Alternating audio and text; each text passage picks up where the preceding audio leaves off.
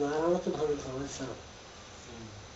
ഇങ്ങനെ ഓരോ മഹാക്ഷേത്രങ്ങളും ഓരോ മഹർഷിമാരുടെ സമാധിസ്ഥാനമാണ്. ഓരോ സർപ്പക്കാവുകളും ഓരോ യോഗീശ്വരങ്ങളുടെ സമാധിസ്ഥാനം. അതുകൊണ്ട് നമുക്ക് സൽസന്താനങ്ങൾ സമ്പൽ സമൃദ്ധി ഉണ്ടാകുന്ന തപസ്സിനാണ് നമ്മൾ സ്വാധീനിക്കേണ്ടത്. ഓരോ കുടുംബത്തിലും, കേരളത്തിലെ ഓരോ കുടുംബത്തിലും, ഭാരതത്തിലെ ഓരോ കുടുംബത്തിലും ഈ തരം ഋഷീശ്വരന്റെ സമാധിസ്ഥാനമുണ്ട്. അതാണ് പിന്നീട് സർപ്പക്കാവായത്. മനസ്സിലായി? അത് സർപ്പക്കാവുള്ള കഥ. അപ്പൊ നിങ്ങളുടെ ജാതകത്തിൽ 7ാം ഭാവത്തിൽ രാഹു വന്നതിന്റെ ദോഷം ഉണ്ടെങ്കിൽ അർത്ഥം സർപ്പക്കാവുകളെ ശ്രദ്ധിക്കാത്തോ അവഗണിച്ചാൽ ദോഷം ഇതിലേക്ക് നശിക്കുന്ന ദോഷം കൊടുക്കുന്ന താല്പര്യമായിട്ട്. അപ്പൊ നമ്മൾ ചെയ്യുന്നത് ആ തപശക്തി നമ്മൾ സഹായിക്കും. ആ സർപ്പക്കാവ് ചോദ്യം പിന്നെ എന്തായാലും അതേ ചോദ്യമാണ്. ശുദ്ധി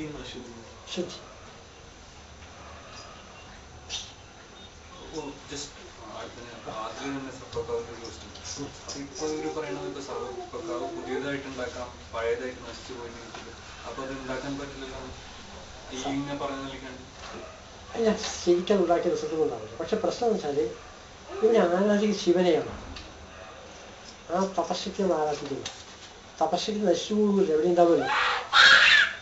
അപ്പൊ തപശക്തി സർപ്പക്കാവ് നശിപ്പിക്കാനും പറ്റിയ മരം വെട്ടിക്കാനും സാധനം നശിക്കൊന്നുമില്ല. ആ തപശക്തി ഓൾറെഡി അവിടെ തന്നെ ഉണ്ടാവും. അവിടെ പോയി ആരാധിക്കാൻ പറ്റില്ല. നമ്മൾ അതിനെ സങ്കല്പിച്ചുകൊണ്ട് എവിടെയെങ്കിലും ആരാധിച്ചാൽ മതി. പ്രപഞ്ചം ഒരു യൂണിറ്റാണല്ലോ. അതുകൊണ്ട് എവിടെയെങ്കിലും സംഘത്തിൽ ആരാധിച്ചാൽ സ്വാഭാവിക പ്രശ്നം പരിഹരിക്കാൻ കഴിയും. കൃത്യമായ സാധനം കിട്ടില്ല. നശിപ്പിച്ചാൽ ഫലം അനുഭവിക്കുന്നത്. നശിപ്പിച്ചാൽ അതിന് ഫലം അനുഭവിക്കുന്നത് ചെയ്യും. പക്ഷേ നമുക്ക് എന്ത് ചെയ്യാം? കുറച്ച് രക്ഷപ്പെടാം. നമുക്കത് മനസ്സ് സങ്കല്പിച്ച് ആരാധിച്ചാൽ മാറ്റം വരുന്നുണ്ട്. നമ്മുടെ അനുഭവമാണ്. സയൻസ് എന്ന് പറയാൻ വയ്യ. വീണ്ടും നമ്മൾ എവിടെയെങ്കിലും ആരാധിച്ചുള്ള മാറ്റം വരുന്നുണ്ട്. റിസൾട്ട് ഉണ്ടാകുന്നുണ്ട്. ശരിക്കും കഴിയില്ല. കാരണം സർപ്പക്കം ഉണ്ടാക്കാൻ കഴിയില്ല. ഗുരുവായൂർ അവർ ഏറ്റവും വലിയ അപകടം ചെയ്യാൻ പോകാം. ഗുരുവായൂർ വികസനത്തിൻ്റെ പേര് ചുറ്റും അവരെടുക്കാം. ഗുരുവായൂർ ചൈതന്യത്തിന് കാരണം അവരുടെ തപശക്തി കൂടാതെ അതിന് ചുറ്റുമുള്ള എല്ലാ കുടുംബത്തിലും ധാരാളം സർപ്പക്കാവുകളുണ്ട്. ഇപ്പം ദേവസ്വം വികസിപ്പിക്കാൻ വേണ്ടി എന്ത് ചെയ്തു? ആ സ്ഥലമൊക്കെ അക്വരിയാൻ പോകാം. ഇവരെന്താ ചെയ്യുന്നതറിയാം? ഒരു പറമ്പ് വരും. ഈ പറമ്പ് മുഴുവൻ സർപ്പക്കാവ് കൊണ്ടുപോയിട്ടുണ്ട്. അതിന് ഫലം ഉണ്ടാവില്ല. ദോഷം മുഴുവൻ അനുഭവിക്കും. ഗുരുവായൂർ നശിക്കും. അതുകൊണ്ടാവില്ല. കേരളത്തിൽ മുഴുവൻ സർപ്പക്കാവ് നശിപ്പിച്ച് ആരാന്നറിയോ? അപ്പൊ നമ്മൾ വിചാരിക്കും മാപ്പിള സ്ഥലമായി ഒന്നുമല്ല. പാമ്പുമേക്കാടും മണ്ണാറശ്ശേരി. കാരണം എന്താ അറിയോ? സർപ്പക്കാവ് ആവാഹിച്ചുകൊണ്ടുവരാ ആചാരം പൈസ കിട്ടാൻ വേണ്ടി. ഇതിന് ദോഷം മനസ്സിലാവുന്നില്ല. അവരേറ്റെടുക്കണം ഈ മഹാനൊക്കെ.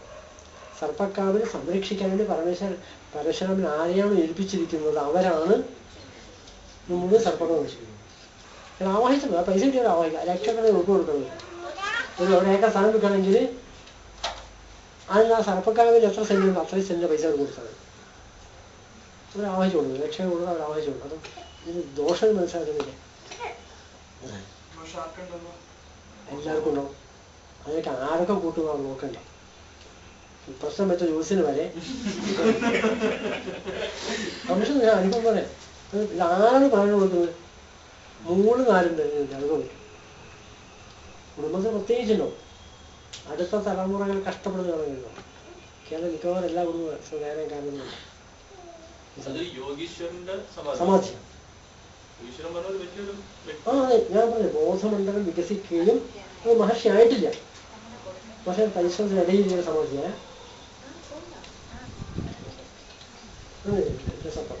എല്ലാ സർപ്പങ്ങളും അവര് ഒരു ചെറിയൊരു കാര്യം പോലും അവരുടെ വിഷമമായിട്ട് കാണുന്ന ഒരാളാണ്. അങ്ങനെയുള്ളൊരു ശക്തിയുള്ള ഒരാളാവുന്ന സമയത്ത് ആ ഒരു ഈശ്വരീയ ശക്തി ഉണ്ടാകുമ്പോ അവിടെ വേറെ എന്ത് ചെയ്യുമ്പോഴും അതിന് തടസ്സങ്ങൾ വരുമോ? ആ ബോധമാണ് കിട്ടുന്നത്. ഒരു ബോധമാണല്ലോ. ഇപ്പൊ നമുക്ക് ഏറ്റവും കൂടുതൽ ശക്തി ഉണ്ടാകുന്നില്ല സമാധിസ്ഥാനങ്ങളിൽ പോയിട്ട് തടസ്സമില്ല. ശരി സാഹിബാബ എന്താ കാരണം? അത് സമാധി തപശക്തി മുഴുവനുണ്ട്. നമ്മൾ വരുന്നതാണ്. അപ്പം രാമാനന്ദാശ്രമുണ്ട് കേരളത്തിൽ പാലക്കാട് ഭാഷ, ആ വെക്കിടി ഭാഷ. അവിടെ സമാധിസ്ഥാനം അവിടെ ഇരുന്നാണ്. ഒന്നും ചെയ്യണ്ട. ഇത് നാമം ചെയ്ത മന്ത്രം ചെയ്യും. അവിടെ ഇരുന്നത് ഭയങ്കര മോശമാണ്. അത്രയും പവർഫുള്ളാണ്. ഇതേ പവർഫുള്ളാണ് നമ്മൾ ഓരോ കുടുംബത്തിലുണ്ടായില്ലേ പണ്ട്. നമ്മുടെ തറവാട്ടില് നമുക്ക് പ്രയാസം അതിന് അവിടെ ഇരുന്നാൽ പ്രാർത്ഥിച്ചാൽ മതി. ഇത് നശിപ്പിച്ച് കളഞ്ഞു. എത്ര ഊർജം കിട്ടുന്ന ഒരു പവർ സ്റ്റേഷൻ നശിപ്പിച്ച് നമ്മൾക്ക് കുറിച്ചാൽ മതി. ഇപ്പം വീണ്ടും രക്ഷിക്കാൻ ശ്രമിക്കുന്നുണ്ട്. യുനെസ്കോ പൈസ കൊടുക്കും. കാരണം വരില്ല, നശിപ്പിച്ചു വരില്ല. കപ്പ ഉണ്ടാക്കാൻ വേണ്ടിയിട്ട് 5 സെന്റ് പൊതുവെ കേരളത്തിൽ എല്ലാ ജനങ്ങൾക്കും പുതിയതായിരിക്കും. ശരി, ഈശ്വരൻ എല്ലായിടത്തും ഉണ്ട്, എല്ലാവരിലും ഉണ്ട്. പിന്നെ നമ്മളെന്തിനാ അമ്പലത്തിൽ പോയി പ്രാർത്ഥിക്കുന്നു? അതിന്റെ കാരണം എല്ലാവരും ഈശ്വരനുണ്ട്. കറണ്ട് ഈ കമ്പികളൊക്കെ പോകും. കാരണം ഈ കമ്പി മുഴുവൻ കറണ്ട് ഉണ്ടല്ല അല്ലേ? നമുക്കത് ഉപയോഗിക്കണമെങ്കിൽ എന്തായിട്ട് മാറ്റണം? ഒരു ട്യൂബിലൂടെ മാറ്റിയാൽ അല്ലേ, ഒരു പ്രകാശമായിട്ട് മാറ്റിയാൽ നമുക്ക് പ്രകാശം കിട്ടും അല്ലേ? അതുപോലെ അത് നമുക്ക് ഫാനിലേക്ക് മാറ്റിയാൽ നമുക്ക് കാറ്റ് കിട്ടും. ഇതുപോലെ ആ എല്ലായിടത്തും ഈശ്വരനെ ഉപയോഗിക്കാൻ നമുക്ക് പറ്റില്ല. സാധാരണക്കാരെ ആളുകൾ ഉപയോഗിക്കാൻ പറ്റില്ല. അതൊരു ടെക്നിക്കിലൂടെ വേറെ ഉപകരണമാക്കി മാറ്റണം. അമ്പലം എന്ന് പറയുന്നത് ദേവതയുടെ സ്ഥാനമാണ്. അവിടെ ദേവതയാണ് സങ്കല്പിച്ചിരിക്കുന്നത്. അപ്പോൾ ആ സാധാരണക്കാരിൽ ഉപയോഗിക്കാവുന്ന രീതിയിൽ ഋഷീശ്വരന്മാർ ആ പ്രപഞ്ച ചൈതന്യത്തെ ഉപയോഗിക്കുന്ന രീതിയിൽ മാറ്റി വെച്ചിരിക്കുന്ന സ്ഥലമാണ്, കേന്ദ്രമാണ് അമ്പലം. നമുക്ക് ഉപയോഗിക്കുന്നപ്പോൾ ഇവിടുന്ന് നമ്മുടെ ടാങ്കിൽ വെള്ളമുണ്ട്, പൈപ്പിലൂടെ നാട് മുഴുവൻ എത്തിച്ചിട്ടുണ്ട്. നമുക്ക് ആ വെള്ളം ഉപയോഗിക്കാൻ പറ്റും. പൈപ്പിലൂടെ ഉപയോഗിക്കുന്ന വെള്ളം എന്ത് ചെയ്യുന്നു? നമ്മളവിടെ ഒരു ടാപ്പ് ഫിറ്റ് ചെയ്യും അല്ലേ?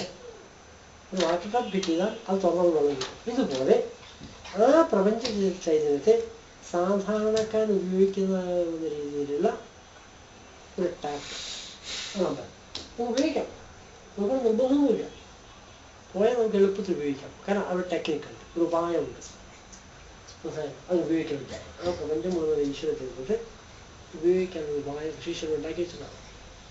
ഇതിലൂടെ നമ്മൾ നിർബന്ധമൊന്നുമില്ല. സ്വയം ജപിച്ചാൽ മതി, അല്ലെങ്കിൽ പ്രപഞ്ചത്തെ ആരാധിച്ചാൽ എന്ത് ചെയ്താൽ മതി. പക്ഷെ ഇതിൽ ചെറിയ എളുപ്പത്തിൽ ടെക്നിക്ക് ഉണ്ടാക്കി വെച്ചിട്ടുണ്ടാവും. അതാണ് നമ്മൾ മനസ്സിലായി കാര്യം മനസ്സിലായി. അതാണ് മനസ്സിലായി. അപ്പം ഉപയോഗിക്കാം.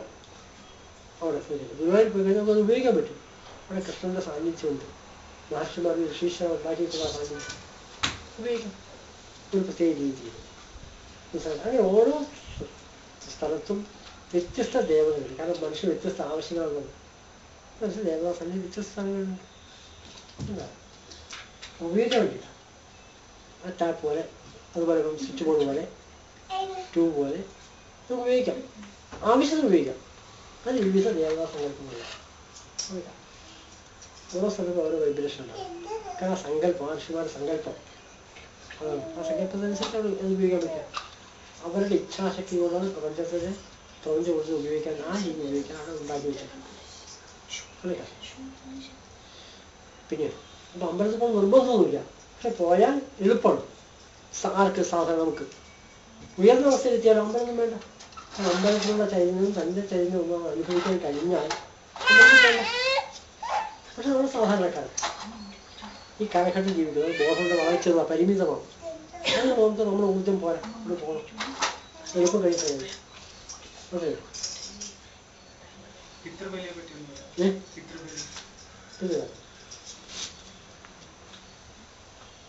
ഇപ്പൊ പിതൃകർമ്മം മരിച്ചവർക്ക് വേണ്ടിയിട്ടാണ് നമ്മൾ ധാരണം, മനുഷ്യർക്ക് വേണ്ടിയിട്ടല്ല. കാരണം നമുക്ക് വേണ്ടിയിട്ടാണ്.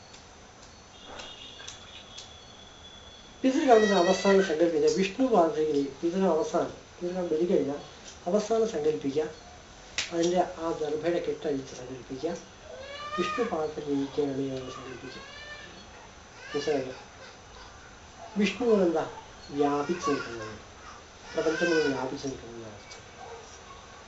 ആ ക്രിയ തുടങ്ങി വെച്ചാൽ നെഞ്ചത്ത് കൈ വെച്ച് ഈ കറുകയും എള്ളും വിലകൂടെ കൂട്ടി നെഞ്ചത്ത് കൈ വയ്ക്കും. ഇതിന് പിതൃക്കളെ സങ്കല്പിച്ച് അങ്ങോട്ട് വയ്ക്കും.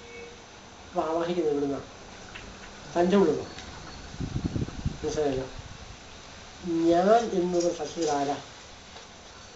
എൻ്റെ പൂർവികന്മാരാണ് അച്ഛനും മുത്തശ്ശനൊക്കെയാണ് ഞാൻ എന്ന് പറയുന്നത് അല്ലേ? മരിച്ചവർക്ക്